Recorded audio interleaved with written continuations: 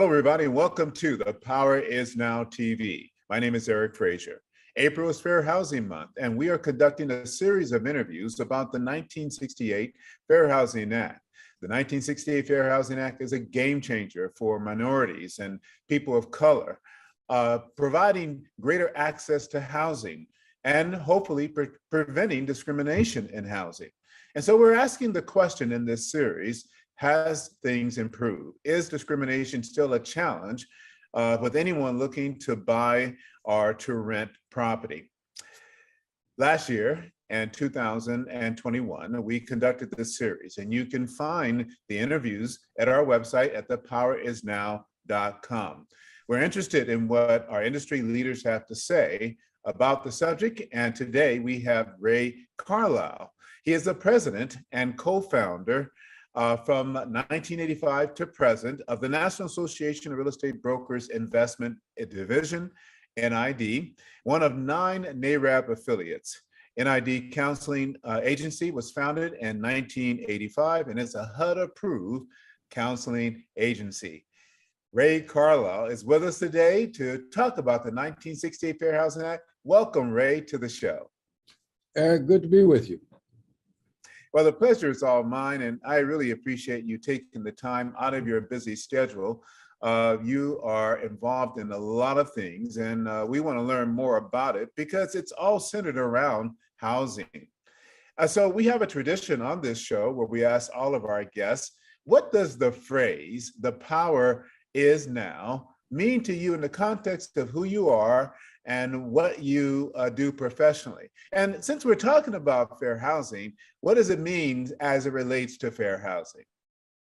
Okay, thanks for that question, Eric, because it's really phrases are the purview of those who come up with them. And when you actually name something of substance with a phrase, and then you stick with that same phrase and that motivating substance and mission for over a decade like you have, it's an embodiment of the person that created the phrase. So when you ask the question, what does the power is now mean to me? I look at the phrase and I look at the person that created it. Examine the journey that they have been on and continue to be on, how dedicated they are to what they're attempting to do from that initial thought. The power is now in your case. And so when I first heard it, the first thing I thought about was Stokely Carmichael and Black Power. And then the growth of the Black Panther Party, all power to the people, emphasis on power now. And then we move to our present days through those times. The word power as related to Black people has been celebrated in music, in church, and in our families and our personal lives. And so the power is now an evolution of the growth from being Negroes to becoming Black, to being proud of who you are, being knowledgeable of who you are, but also being dedicated to the responsibilities that that mission carries and stay true to those responsibilities. So the power is now, it's a everyday evolving situation now. Ray, thank you so much first for those kind words. The power is now. We'll celebrate 13 years in August of broadcasting, and we truly do want to be a resource for everyone to acquire real estate, start building wealth, and to be an advocate for consumers who are dealing with the challenges of buying a home and or just getting started in the credit game and building wealth. And so I love your Power is Now statement. Thank you for sharing that. And thank you for the work you do. In fact, this is a great segue into it. You have been on the front lines of housing and fighting for our rights as African Americans, working very closely with NARAB to deal with the injustices that African Americans have had to face since the abolishment of slavery, in terms of, owning homes and being able to be truly free and enjoy all the benefits that freedom and being an American has to offer. So take us on a journey, if you will, and tell us your story, how you actually got involved with NARAB and the formation of NID, and what your mission and vision is for your organization. Well, joined NARAB in 1968, inspired by the 1967 NARAB convention in San Francisco, where Dr. Martin Luther King Jr. was the keynote. In his keynote address, he talked about economic development. He talked about how much money it would take to restore urban areas, and that it was money that was needed, resources, intellectual capital. And he was addressing the term Black power. What is Black power? It's economic power. That's what he was telling us, and that registered with me.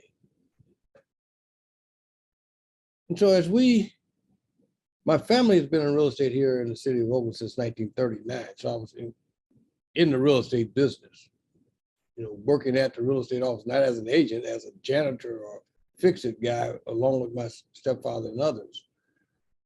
And I saw the way that Black real estate professionals had to comport themselves, and it was foreign to me. When you are a respected, and I'm talking about the Black real estate professionals, a highly respected business person in your community, and then I see that you had to subrogate yourself or subordinate yourself to your white peers in the community, that confused me. And so NARAB was that vehicle for me to meet other giants in this industry from all over the country, just fantastic. Although we had giants here in the Bay Area that I knew, and they knew me and nurtured me, but I found that they were all over this country in every city, and they all faced similar challenges. But many of them have become millionaires with those challenges. And so my study was, how did they do it with all of these challenges, with all the discrimination, the lack of access to credit? Women couldn't buy a house without their husband. And so therefore relegated to living in poverty, even if when they had good jobs, college educated.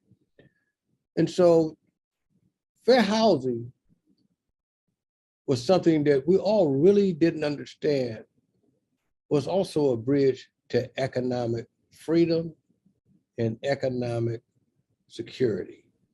When I say freedom, that's the freedom for women to be able to purchase on their own. Security for your family. We know the whole story that we as real estate professionals promote in home ownership.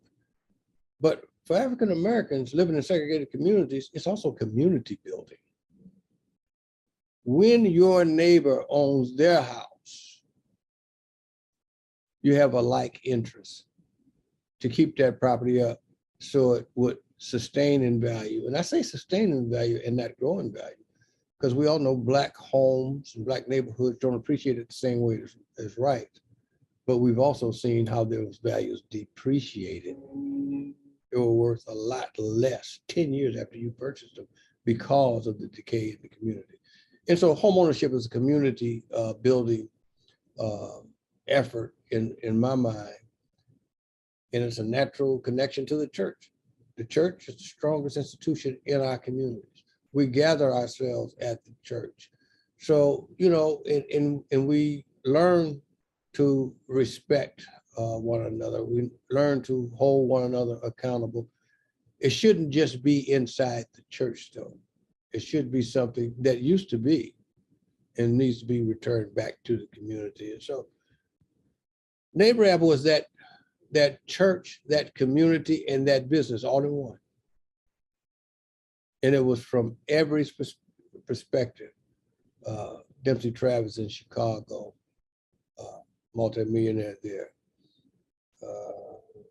Can't think of the black banker down in Alabama that'll come to me. I mean, he owned his bank in the 30s. All of these men started their fortunes with real estate.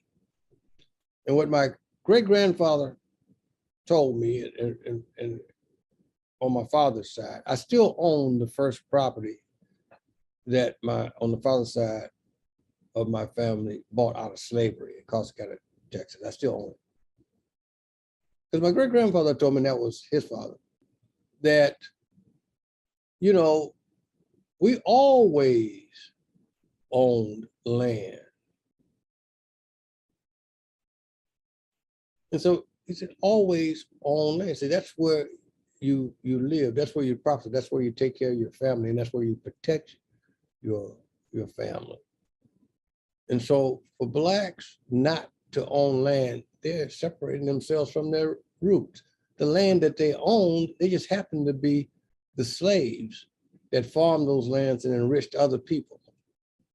But without them, there would not have been wealth from them so-called owners.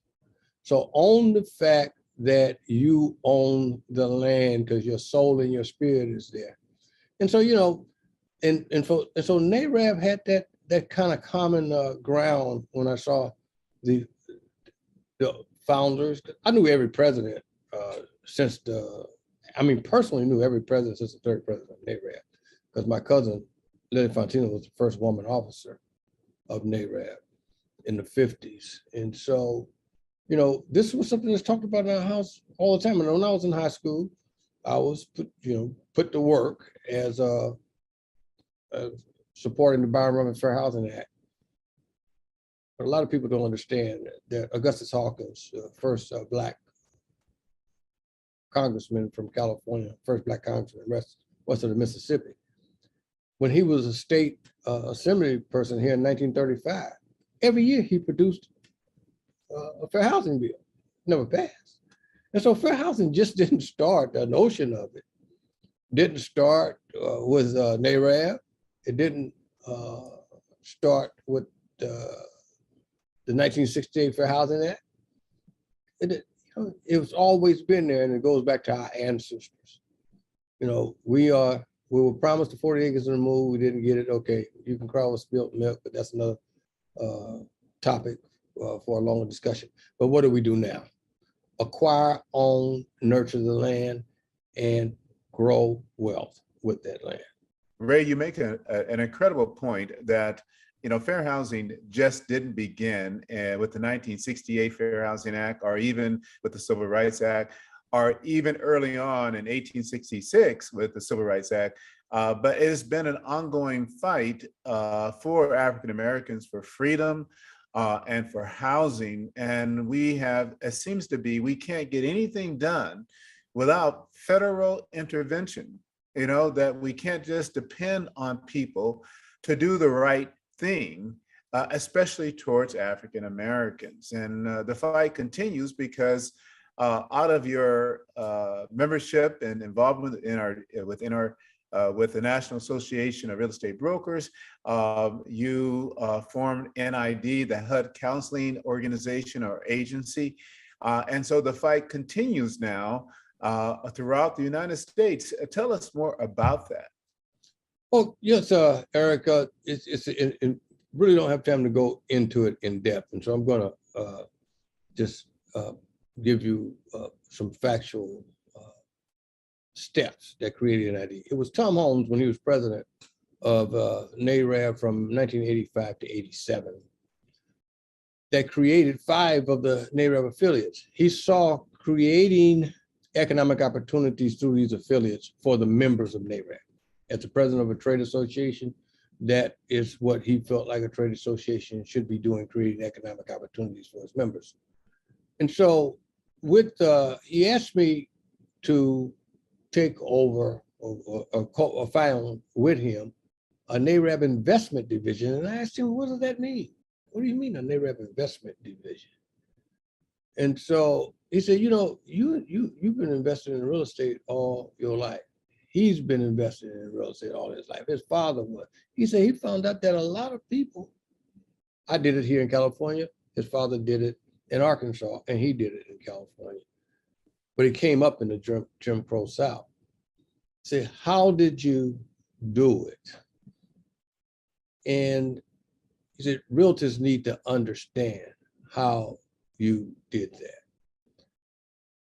I actually thought that all of them knew. I actually thought because they had a real estate license, that was a natural transition to own real estate yourself. How are you going to sell somebody property and you don't own any yourself? How are you going to preach wealth when you haven't demonstrated that the possibilities of increasing wealth, even in a discriminatory environment, was a lucrative opportunity and venture? And so I kind of answered my own question to him.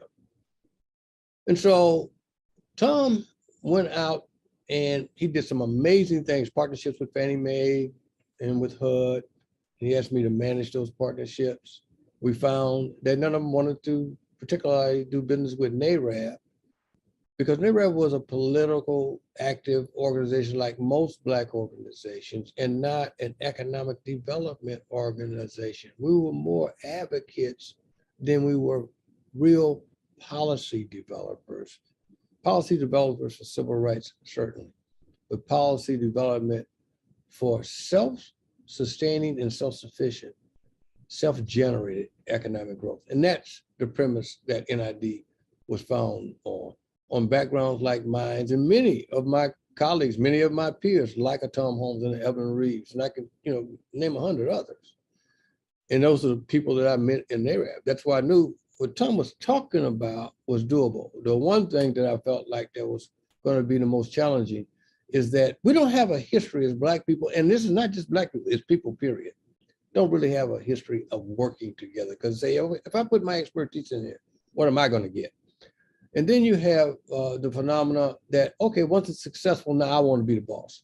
And so, what can you create that can bring these disparate desires together? And I should continue on that phrase of working together, or that thought of working together. Right. When we complain that we need affirmative action, we need to be integrated to get opportunities, that's a true thing because, you can have equal access, but you don't have equal opportunity. And so that's just critically important. But when I think about the opportunities we do have as Blacks, and that is, we can do things just like they did in Tulsa and several other communities like Tulsa, several other communities we have in our urban areas, in Harlem, in San Francisco and Oakland, Auburn Street in Georgia, you go on and on, you go all over the country. We always had successful business districts. It's not new. But what we did have, we had a community that was forced to do business with each other because you couldn't do business outside of that community. I want to say one of our biggest challenges is that we don't seem to understand or cherish the value of collective investment. And when I say collective investment, I don't mean you give somebody else your money to manage. I mean that you take care of your business and that business complements another business in your community. Mm-hmm. Now, when you happen to be fortunate enough to be a successful business person in your community, the only way you're going to grow is there are other successful business people and you guys do business together. Right.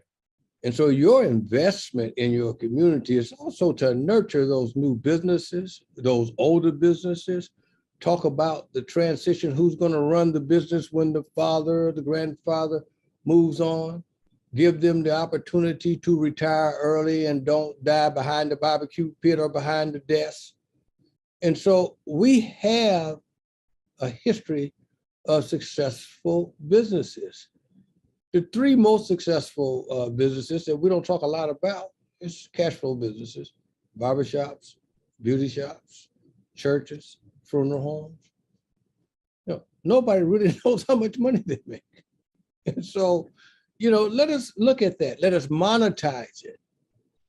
When the investment division, not the investment division, they have investment division, we monetize every community that we go into. We know that that community has equity.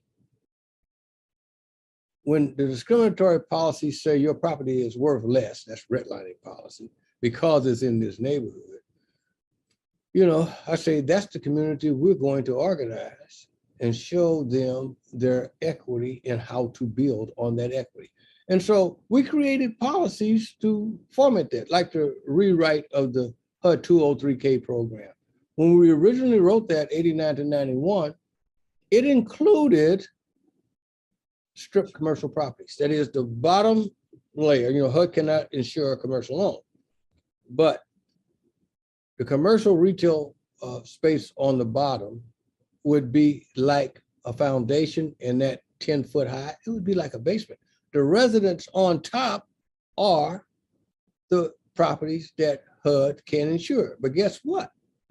You can borrow the money to do the framework and the underground for the bottom, the space under that unit.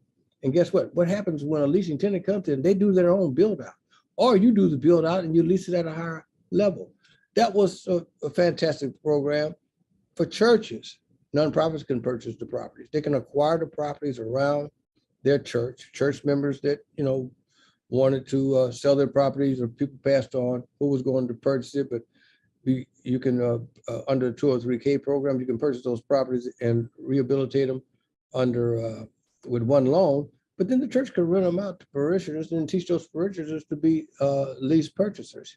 You got them right there. And so you keep those parishioners in your neighborhood rather than them moving 50 miles out and have to commute 50 miles in. And they only come in on Sundays. And then after a while, they stop coming in. And so you lose your most valuable people, because the people that move out are the ones that can afford to move out. Mm-hmm. You want to invest in the community that they want to stay in, because they've been there for 25, 30, sometimes 100 years they've been there. Right. It's just a deterioration of the community that forced them to say, you know, I can't take this anymore. And so we look at the equity in the community and say, this is how you make this a desirable place. Now, I don't want to seem like a prophet here, but they're the most profitable real estate investments in America right now, urban American real estate property. Your location is your equity. Yeah. Your equity is your money. Mm-hmm. Your money is your power. Going back to the power is now, Eric. When you started the NID division with, you know, Tom Holmes and, you know, this innovative idea, I mean, this was kind of groundbreaking, wasn't it? Was any other trade association, was NAR or any others around doing something similar to this? Well, you know, I want to say this, nothing's new, nothing's really new. You just put another twist on it.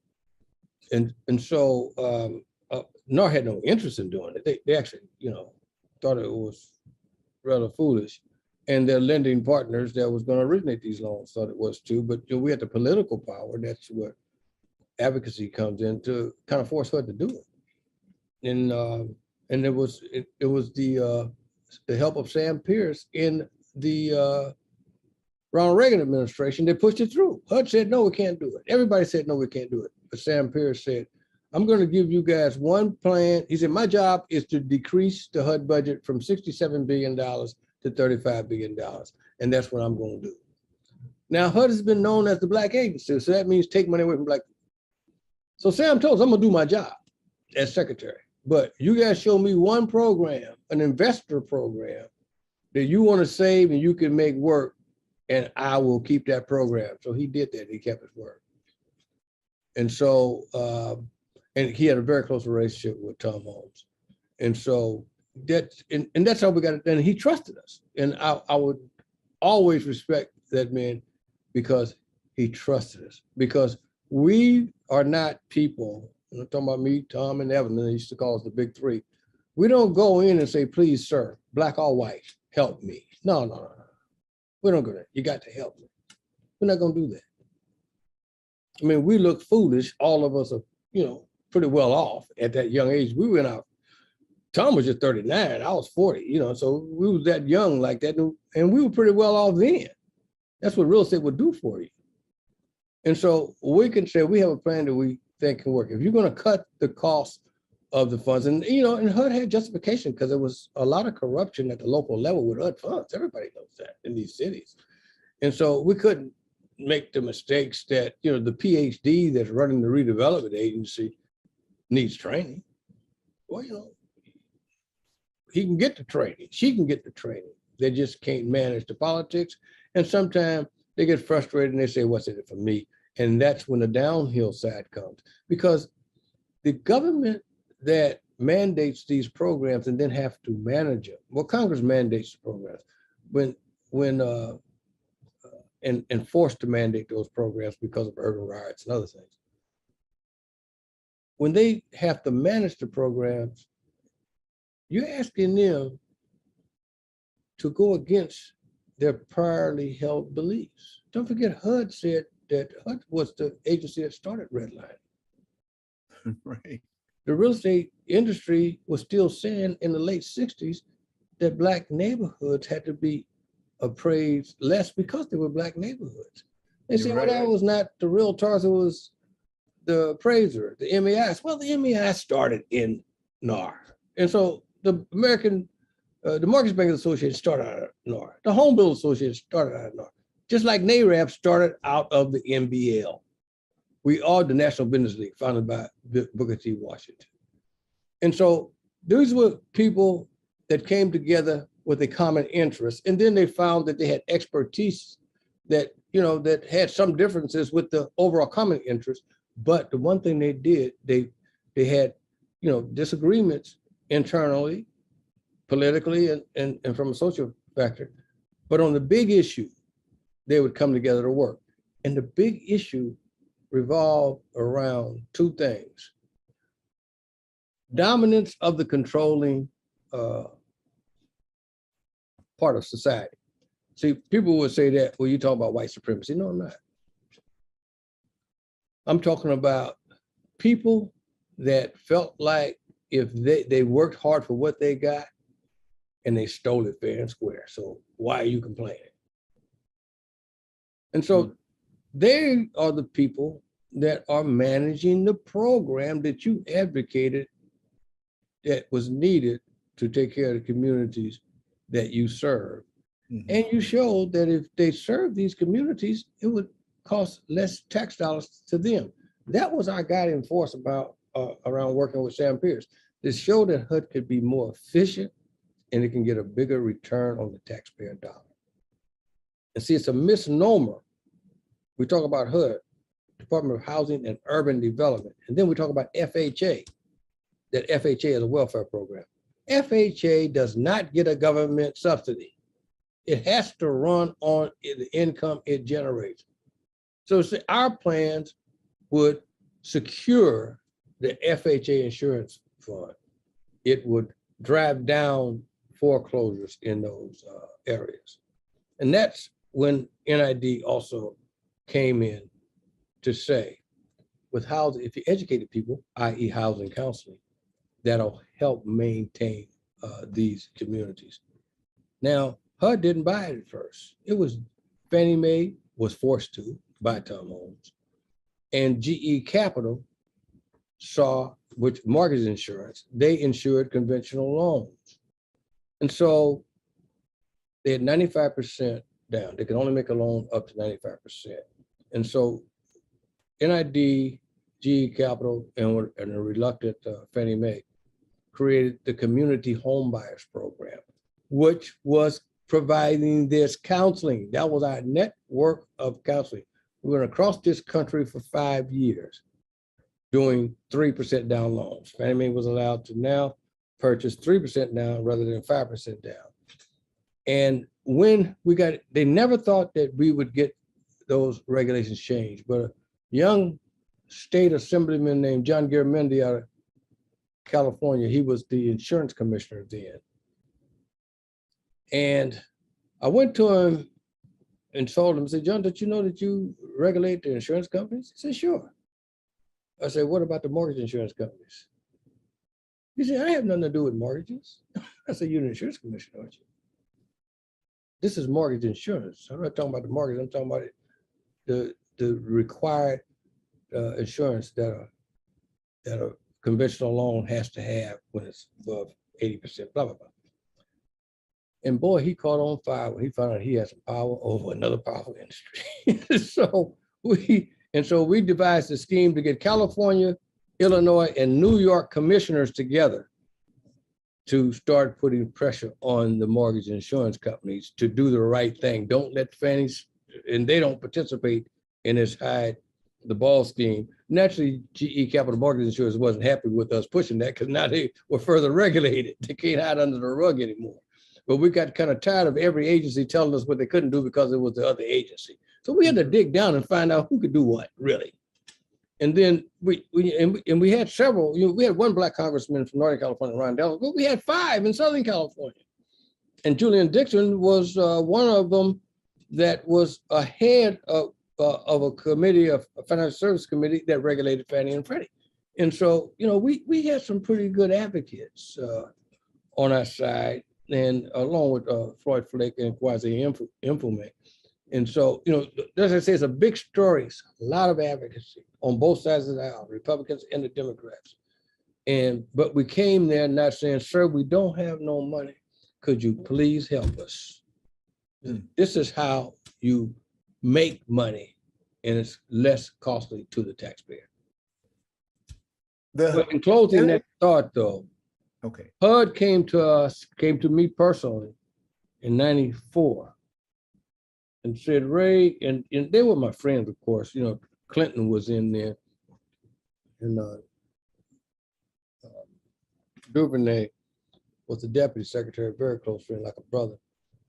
And Nick Racines was the housing commissioner, and Nick is still around. He said, Ray, you guys have taken 30% of HUD's FHA business. How do you guys do that with this 3% down loan? He said, we're going to start a national intermediary program. I said, first of all, you guys fund local housing counseling agencies. I say, I'm not interested in that. 95% of the housing counseling agencies that you fund are all realtor based, not one. We only had one that was a realtor, just one. So we conducted a study on the Northeast coast when HUD said it wasn't the case. We found out that they were giving grant monies to vacant lots, garages, not even monitoring. And so if you don't have your facts together that you can back it up, I don't care what you say, people have deaf ears. They have learned not to listen to us. And so if it's going to get their attention, you know what they say about some people, like you have to do them like a mule, you got to hit them upside the head with a 2x4. And so that's what you learn from the farm. And so I'm not talking about violence. That's what people had to do to get that mule to plow. Right. And so we came in, he asked us to join, and we said we would. Then when we looked at the regulation, we saw that we really couldn't as a real estate broker base. So we spent the next 3 years, and I won't tell you how much money, but it was in the millions, to get the regulation so formed as that we as Black real estate professionals could participate in the program.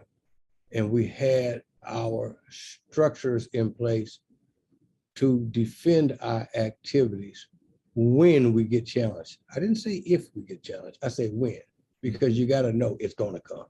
Right. Okay, now NID actually hit the ground with HUD with the knowledge that I had to select local real estate professionals of very high quality and that were committed to the mission. You can't look at housing counseling as how you're going to make your fortune. You know, real estate, that's why you're going to real estate to make your fortune. Housing counseling is a public charity, it's a public benefit. It's owned by the government. When you get grants from the government, you are representing the government.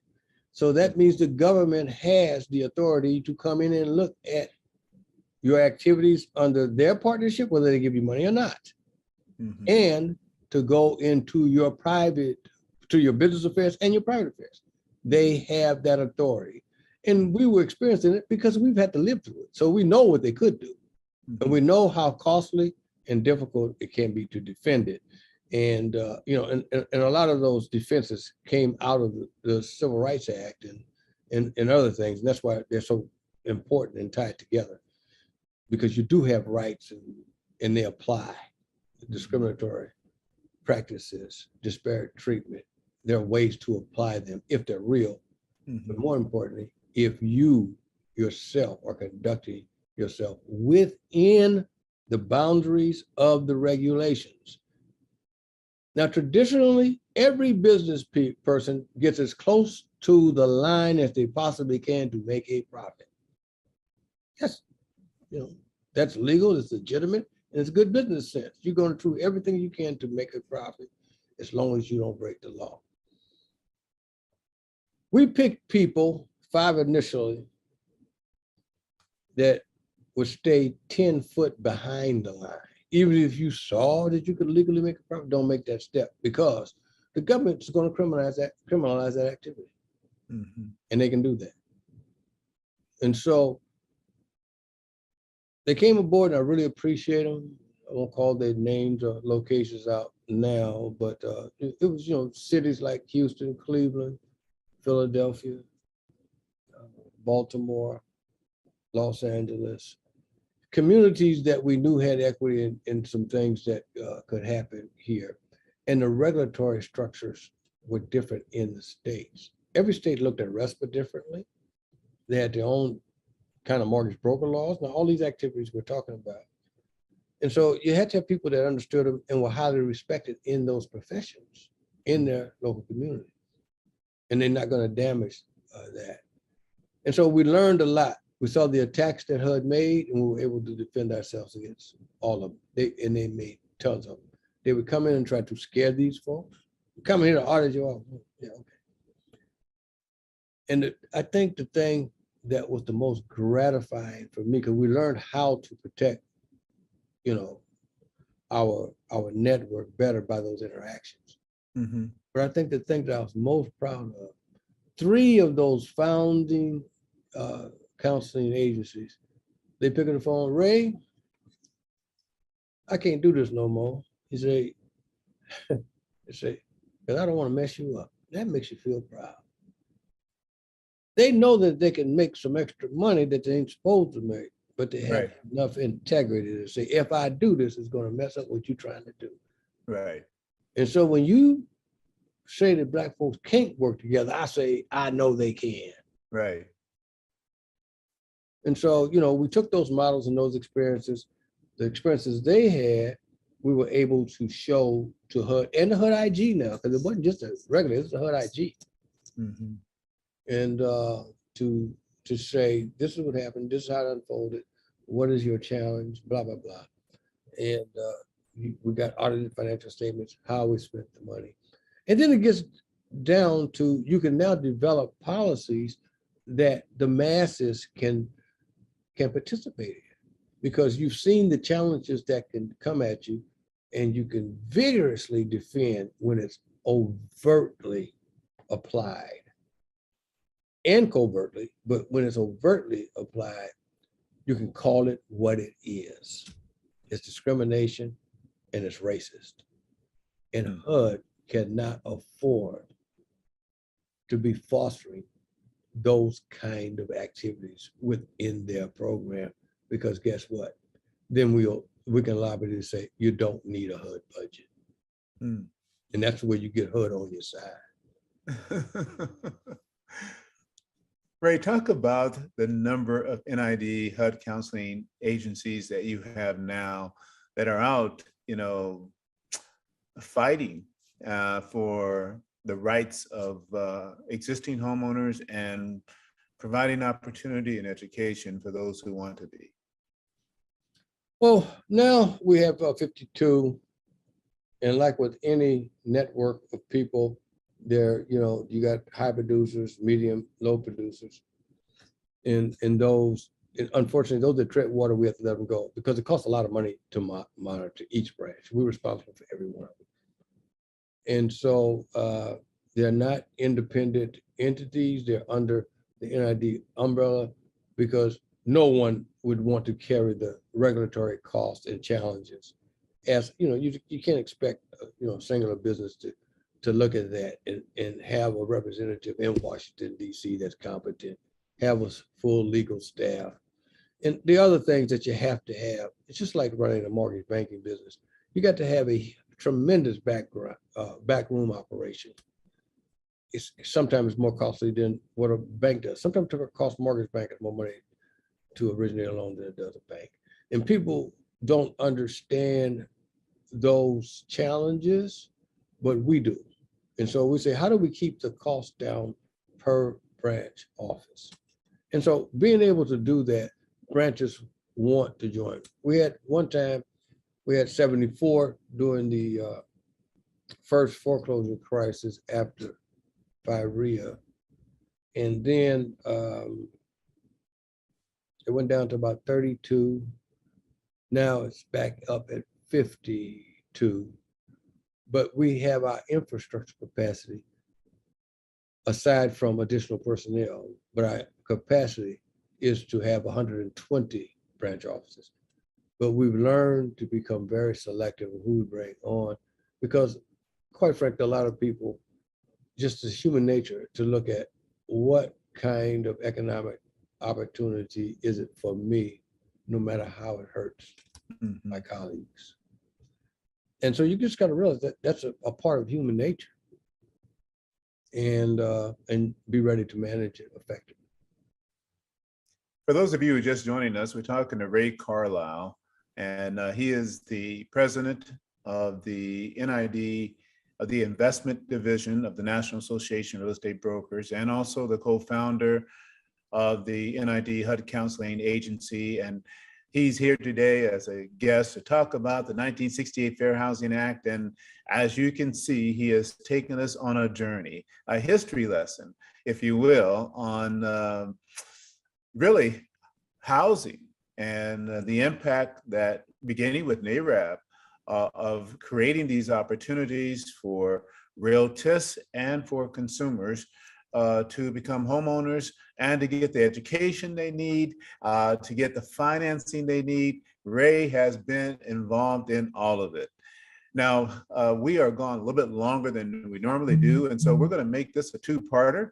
You're listening to The Power Is Now TV and podcast. This is the 1968 Fair Housing Act series, and this is part one. Please hang in there with us. We're going to come back to you with part two in the next episode. Thank you for watching. The Power Is Now.